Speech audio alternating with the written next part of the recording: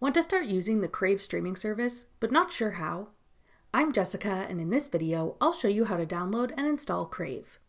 Note that this video will demonstrate on iPhone, but written instructions for both Android and iOS will be listed in the description box. Now let's get started. To download Crave, first open the App Store. Go to the Search tab.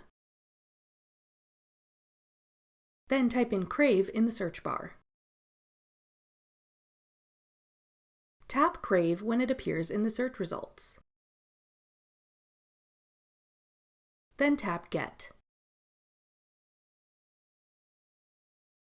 If prompted, use Face ID or enter your password to confirm that you want to download the app. Wait for the installation to complete. Then tap Open to start streaming on the Crave app. That's all it takes to download Crave.